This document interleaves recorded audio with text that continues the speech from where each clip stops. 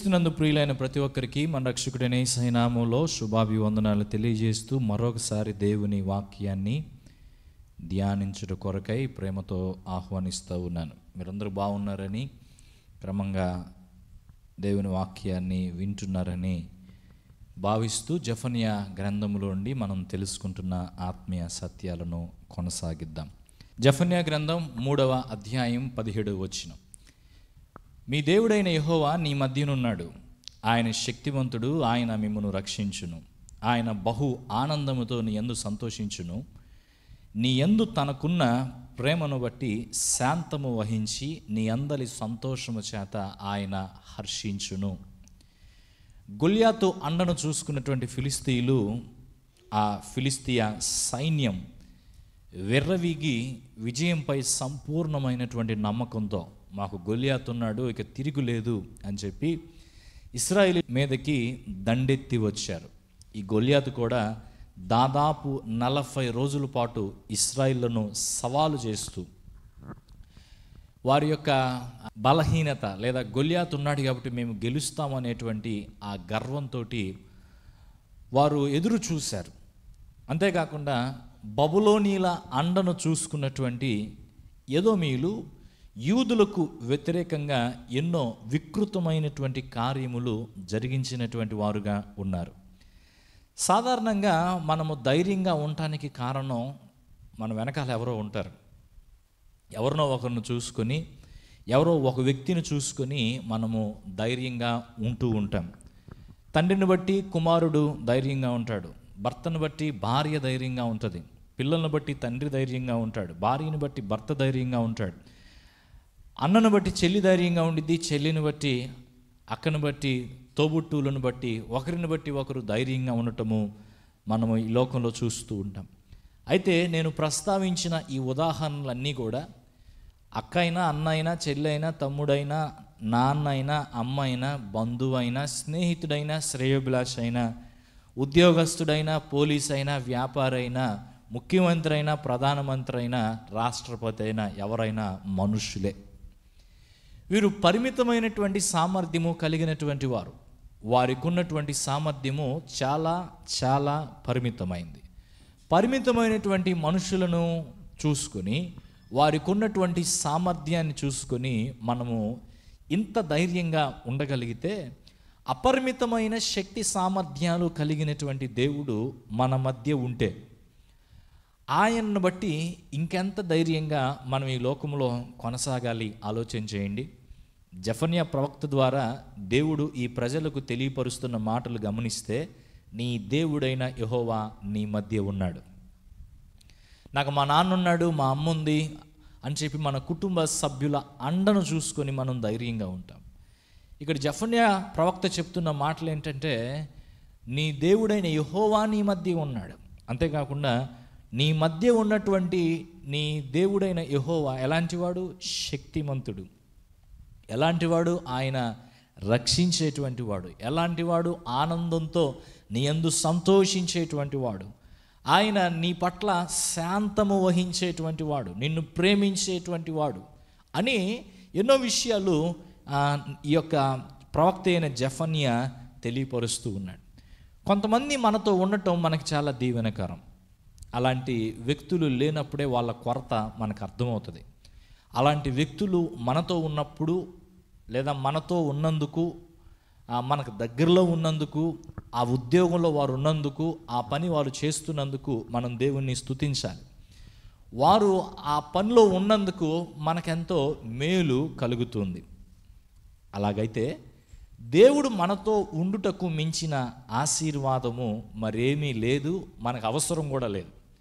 దేవుడే గనక మనతో ఉంటే, దేవుడే గనక మన మధ్యలో ఉంటే గొప్ప దీవెన మనము పొందుకోగలిగేటువంటి వారంగా ఉంటాం.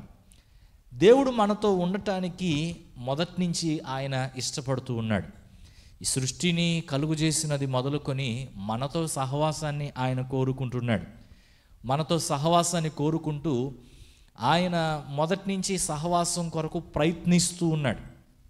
మనతో ఫ్రెండ్షిప్ కోసం ఆయన ప్రయత్నం చేస్తూనే ఉన్నాడు. కానీ మనమే ఆయనకు దూరం అయిపోయే వారంగా ఉంటున్నాం. ఆయనకి దగ్గరగా రాకుండా ఆయనకు దూరం అయిపోయే వారంగా ఉంటున్నాం. ఏదైనా తోటలో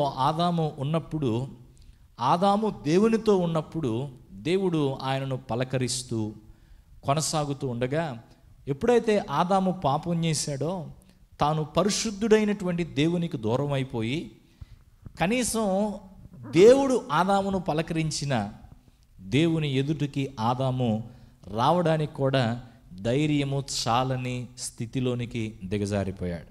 అందుకే చాటు నుండి మాట్లాడే పరిస్థితి మనం చూస్తాం.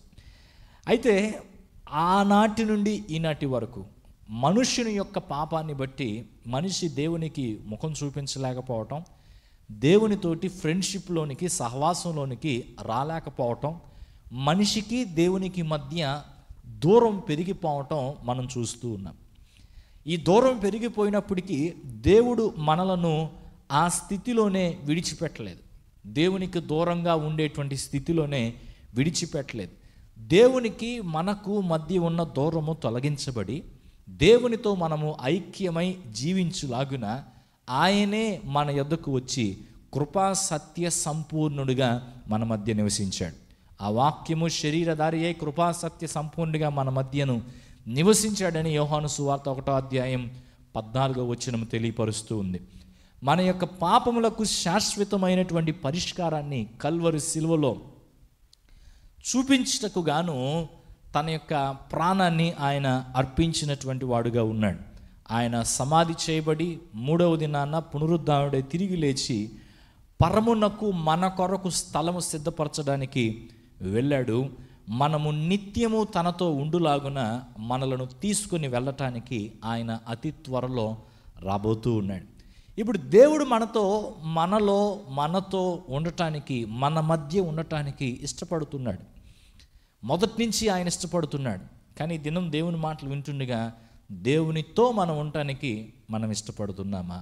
మన మధ్య ఉన్నటువంటి దేవుని పరిశుద్ధతను, ఆయనకున్న సమర్థతను, ఆయనకున్న మంచి గుణాలను, ఆయనకున్న ప్రేమను అర్థం చేసుకుని మనము దేవునితో ఉండటానికి ప్రయత్నం చేసినట్లయితే మనము ఆ దేవుని మూలంగా కలిగే ప్రతి విధమైన మేలు మనము పొందుకునే వారంగా ఉంటాం. అయితే దేవునితో మనం ఎలా ఉండగలుగుతాం? దేవునికి దగ్గరగా మనం ఎలా ఉండగలుగుతాం? మనము మన యొక్క పాపపు జీవితాన్ని ప్రేమిస్తూ కొనసాగినప్పుడు దేవునితో మనము జీవించలేము, దేవునికి దగ్గరగా జీవించలేము.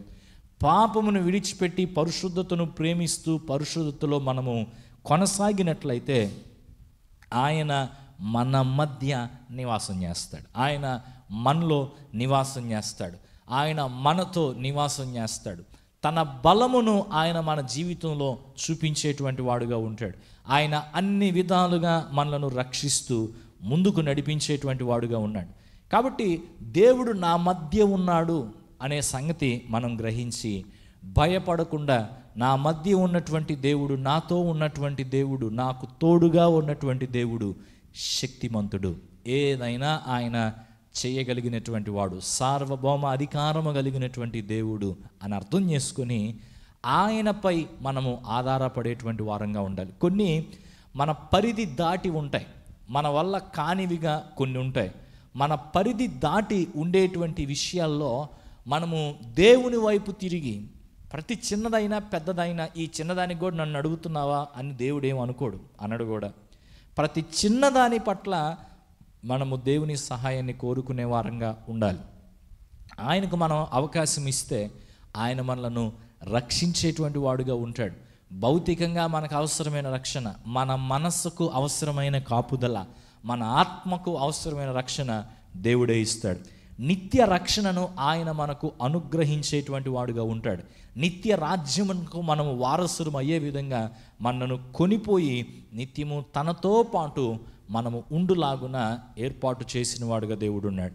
కాబట్టి నీ మధ్య ఉన్నటువంటి దేవుడు, మన మధ్య ఉన్నటువంటి దేవుడు, చూడండి, ఆయన పైన ఉన్నటువంటి వాడు మాత్రమే కాదు, మన మధ్య ఉన్నటువంటి దేవుడు. ఎక్కడ 2-3 కూడి నా నామమున ప్రార్థిస్తారో వారి మధ్యలో ఉంటానని దేవుడు చెప్పాడు. అంతేకాదు, అసలు దేవుడు లేని చోటు ఉందా? దేవుడు లేని ప్రాంతం ఉందా? దేవుడు చూడని అంశం ఉందా? దేవునికి తెలియని వ్యవహారం ఏమైనా ఉందా? దేవుని కంటికి కనబడకుండా మరుగైంది ఏదైనా ఉందా? ఏదీ లేదు. కాబట్టి దేవుణ్ణి నిర్లక్ష్యం చేయకుండా దేవుడు మన మధ్య ఉన్నాడు. ప్రతి మన యొక్క జీవిత అనుభవంలో ఉన్నాడు. మనము ఉండే ప్రతి స్థలములో ఆయన ఉన్నాడు. ఆయన లేని ప్రాంతము లేదని మనము గ్రహించి ఆయన నిర్లక్ష్యం చేయకుండా ఆయన్ను మనం గణపరిస్తే, ఆయన్ను మనము గణపరచడం ద్వారా దేవుని వాక్యం చెప్తుంది, నన్ను గణపరచు వారిని నేను గణపరిచేదను. దేవుణ్ణి ఎవరు గణపరుస్తారో వారిని దేవుడు గణపరుస్తాడు.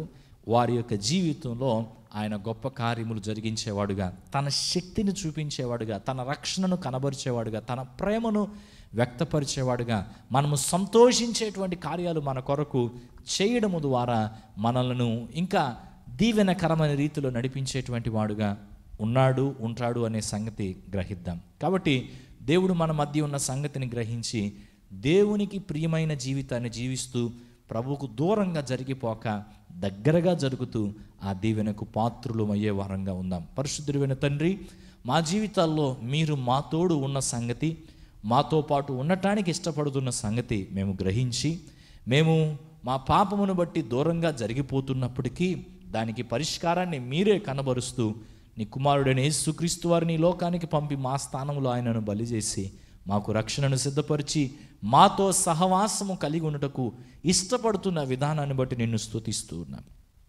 ఈ మాటలు విన్నటువంటి మేము మిమ్ములను మా జీవితంలో ఇకను నిర్లక్ష్యము చేయక, సమస్తము నువ్వు ఎరిగిన వాడవని, మీకు తెలియందేది లేదని, మీ కన్నులోకి ఏది మరుగై ఉండదని గ్రహించి, దేవా మీరు శక్తిమంతుడని, రక్షించటకు సమర్థుడని, ప్రేమ కలిగి ఉన్నారని, మా జీవితాల్లో మేము పొందే సంతోషాన్ని బట్టి మీరు ఆనందిస్తారని అర్థం చేసుకుని ఆ విధానంలో మేము కొనసాగుటకు, మిమ్మల్ని ఘనపరిచి తద్వారా మేము ఘనపరచబడే ఘనమైన జీవితాలు జీవించుటకు నేర్చుకునే భాగ్యము దయచేయండి. ఈ మాటలు విని ఎవరైతే వారి యొక్క జీవితంలో ప్రభువా దేవుడు నా మధ్య ఉన్నాడు, నాతో ఉన్నాడని గ్రహించి మీతో ఒక మంచి సహవాసాన్ని ఏర్పాటు చేసుకొని కొనసాగాలని ఇష్టపడుతున్నారో అటు వారందరికీ మీ కృపను దయచేసి నడిపించమని యేసయ్య నామములో వేడుకుంటున్నాం తండ్రి, ఆమెన్.